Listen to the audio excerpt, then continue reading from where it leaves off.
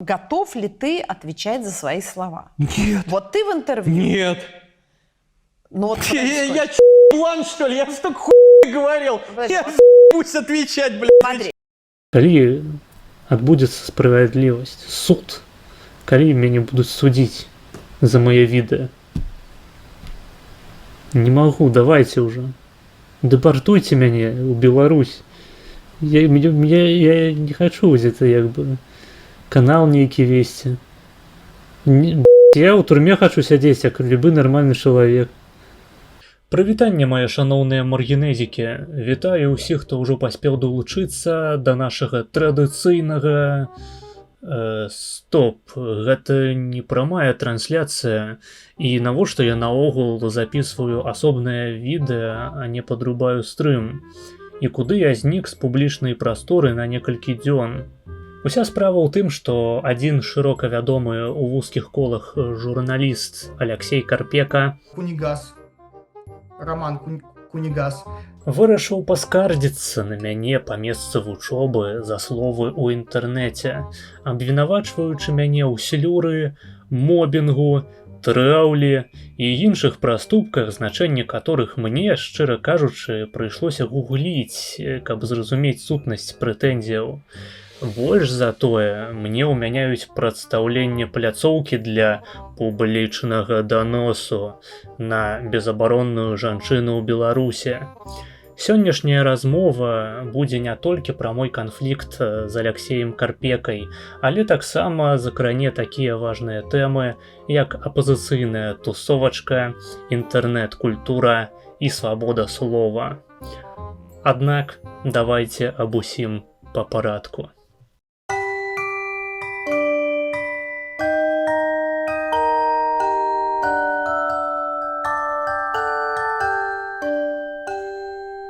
Для тых, хто сочыць за маёй дзейнасцю пільна, не будзе новай гісторыя пра таралягіню, што здымала каляпалітычнае шоу з раскладамі карт на актуальныя падзеі, а пасля бяспечна вярнулася ў Беларусь здымаць сторыс пра шчаслівае жыццё ў беларускай вёсачцы і рэпасціць у свае соцсеткі хайлайты Лукашэнкі. Я же это понимаю, знаю. Самый лучший мед для красоты – это лопата в руки и чистить снег. Поверьте, это самое лучшее средство. Тогда вы всегда будете молодыми и красивыми. Для тых жа, хто упершыню чуе пра вышэй узгаданую асобу, раю азнаёміцца з маім стрымом з Ксюшенькай на гэтым канале, а таксама з ейнымі і маімі пастамі па тэме ў нашых тэлеграм-каналах. У гэтым відэа я не буду марнаваць час на разбор таго кейсу, ужо выбачайце. Ну, вибачаю, якби...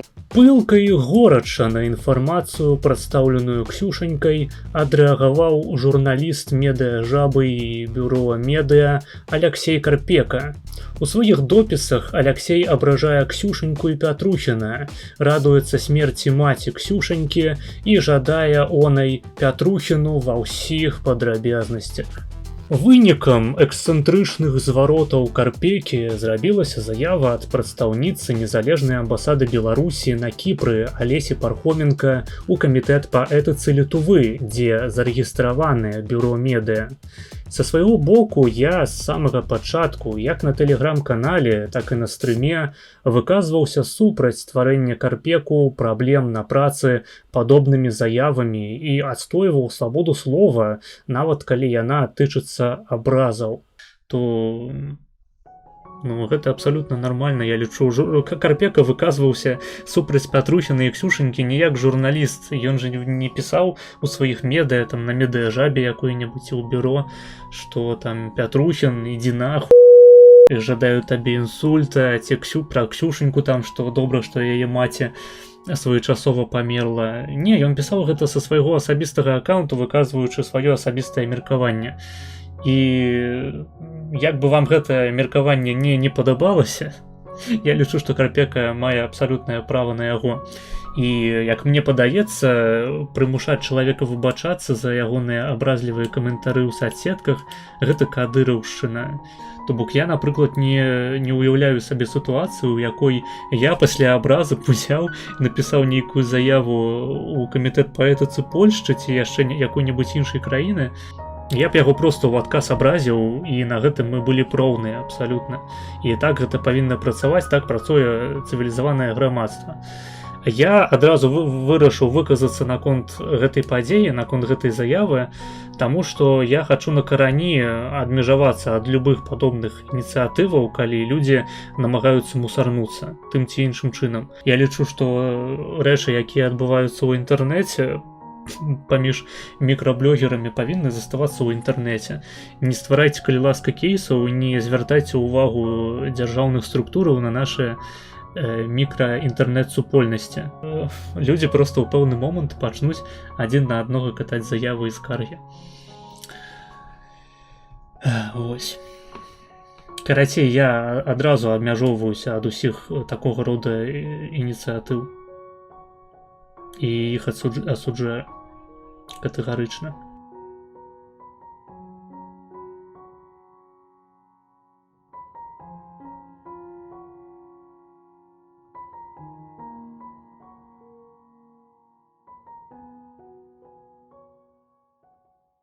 Цяпер жа, вядома, Алесю Пархоменка я не асуджаю і, наадварот, ухваляю ейныя дзеянні ў рамках маёй самаабароны у адказ на скаргі Карпейкі.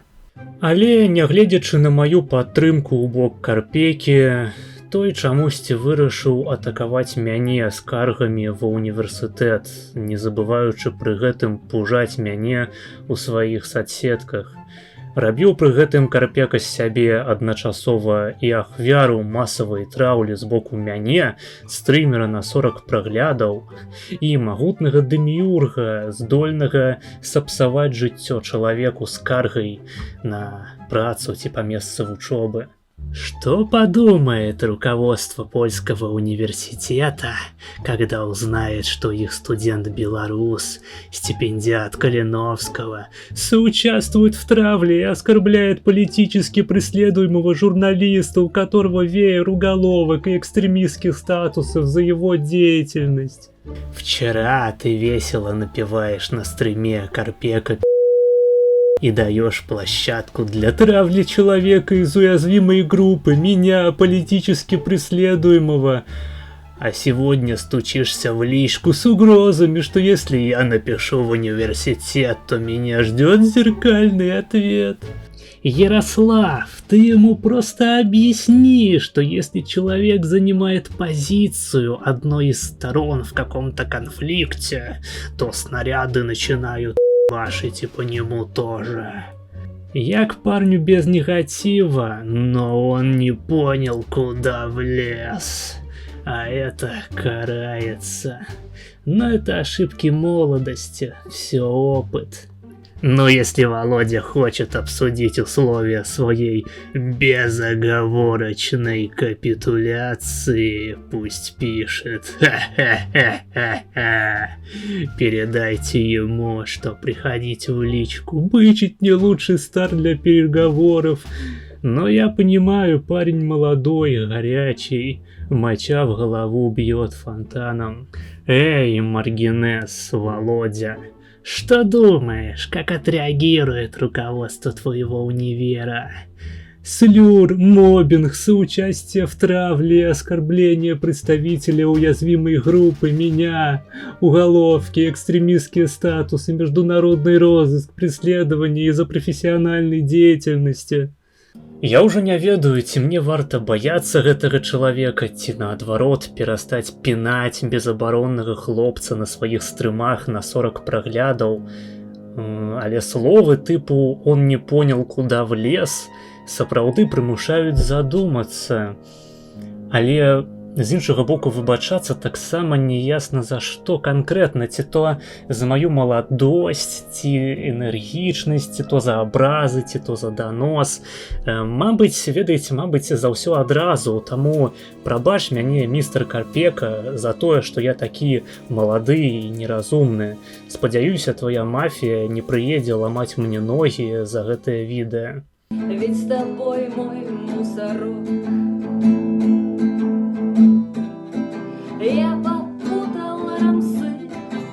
Ну, а калі сур'ёзна, то выбачыцца я хачу перад сваёй аўдыторыяй за тое, што ёй прыйшлося слухаць аповед пра настолькі дробнага і дробязнага чалавека. Насамрэч, Аляксей Карпека проста паслужыў прэтэкстам для таго, каб паразмаўляць пра свабоду слова і інтэрнэт-культуру.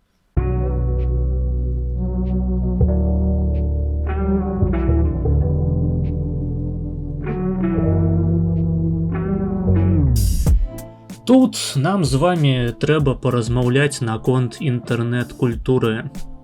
Памятаеце, у 19-20 гадах і нават раней агульным месцам сярод беларусаў быў тэйк, што ўлада прашляпіла інтэрнэт у якасці сродку прапаганды. І гэта сапраўды так, беларуская дзяржава пачала пранікаць у сеціва толькі пасля пратэсту ў 20-го году, прычым у значнай ступені рабіла тое з дапамогай расейскіх калегаў, которые на гэтай справе з'елі няшчаснага сабаку. Але што, калі я вам скажу, што ані дзяржава, ані апазіцыя ніколі не разумелі феномену інтэрнэт-культуры?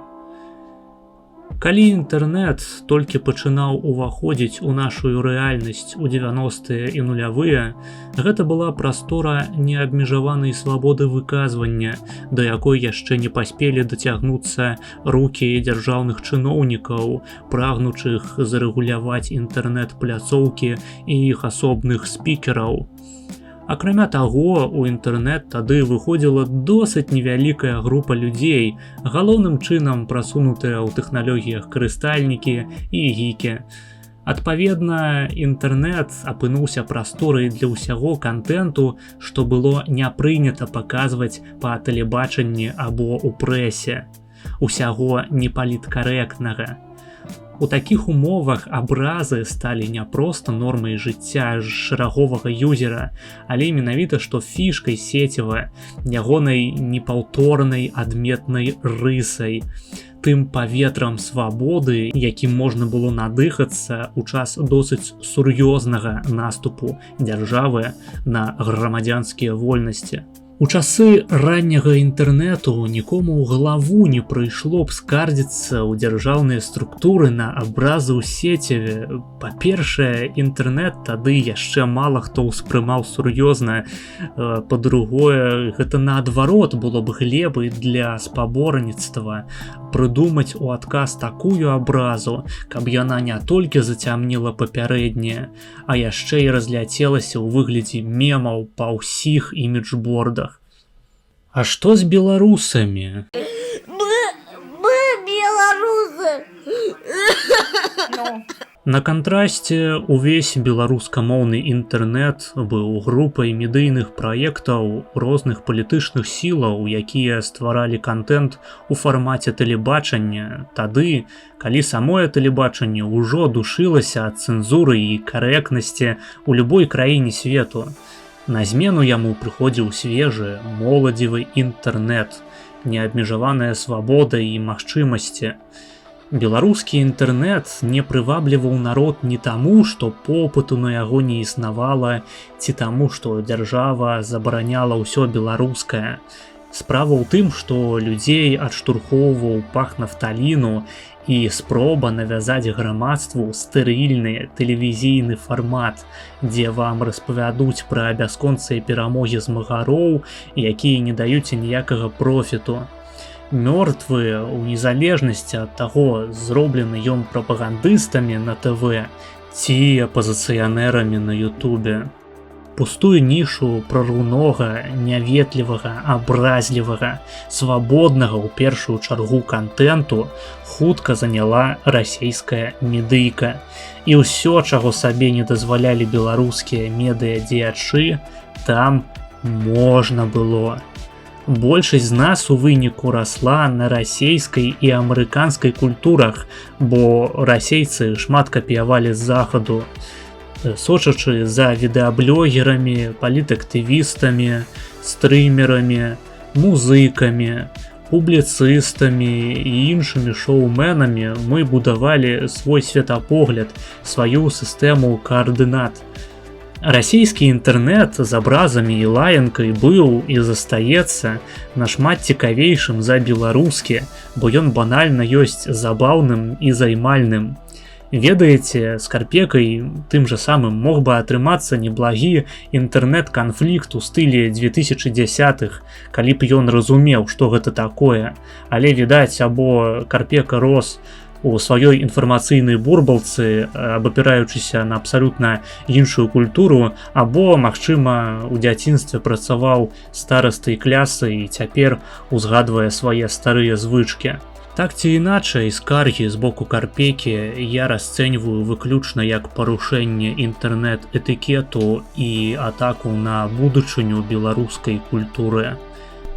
Паказальна, што большасць беларускага кантэнту пранізаная гэтым неразуменнем інтэрнэту як культурнай з'явы, і зараз я вам гэта прадэманструю.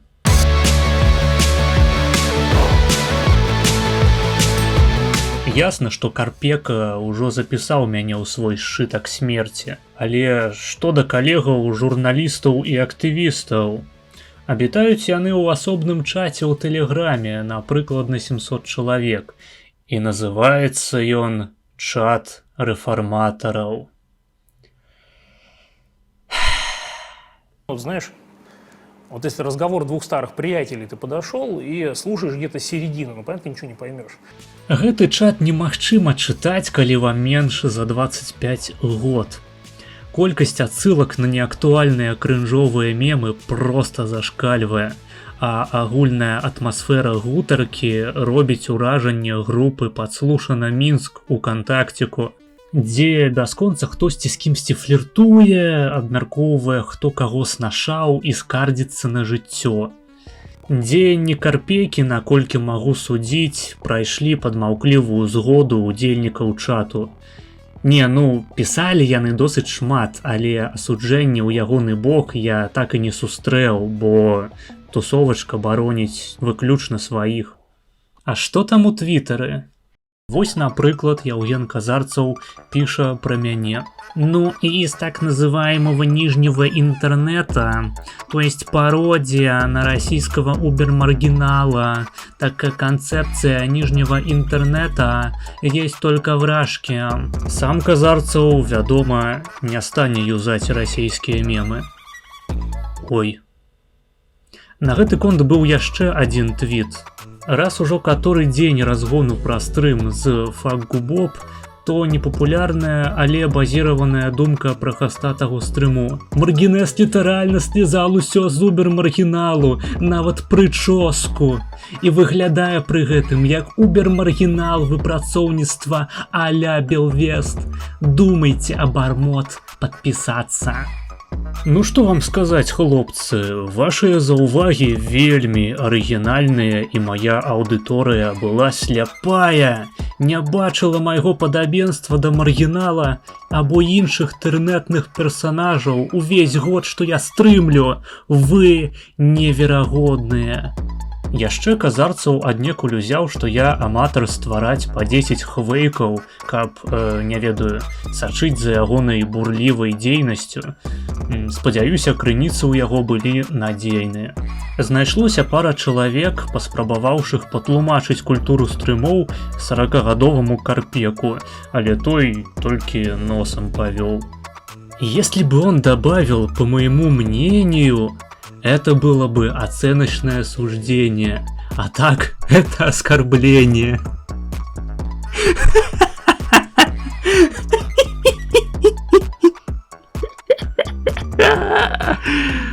Ой, мама. Асобна закрану пост беларусіяны. Яраслаў замест падтрымкі ў мой бок вырашыў падсмактаць Карпеку і зваліць адказнасць за ягоныя паводзіны чамусьці на Ксюшаньку, якая наогул да ніякіх скаргаў не мае дачынення. Ён выставіў мяне саплівым хлопчыкам, які прыбег да яго паплакаць у плячо і папрасіць аб так званай здзелцы з Карпекай. Прыкрываючыся іроніяй, беларусіяна апісаў канфлікт так, нібыта я, не разабраўшыся ў справе, быў падмануты жанчынай і сапсаваў стасункі з паважаным чалавекам. Так, гэта ён пры Карпеку, лол. Не, Ярослаў, гэта ты не разабраўся ў канфлікце, бо не прачытаў больш 2 сказаў па тэме, па ўласным прызнанні. Магчыма, ты такім чынам рыхтуешся да наступных выбараў у КР, але твой пост сапраўды з'явіўся досыць непрыгожай мядзвежай паслугай. У абарону ж Ксюшанькі хачу сказаць, што нягледзячы на разыходжанне ў дэталях нашых пазіцыяў, я лічу, што наогул яна робіць файную справу, звяртаючы ўвагу беларусаў на факт, што тусовачка самазванай апазіцыі з'яўляецца проста серадовішчам людзей з лукашэнкаўскімі поглядамі, якія гатовыя чыніць ціск на незалежных спікераў, маючы нават мінімальную кроплю улады.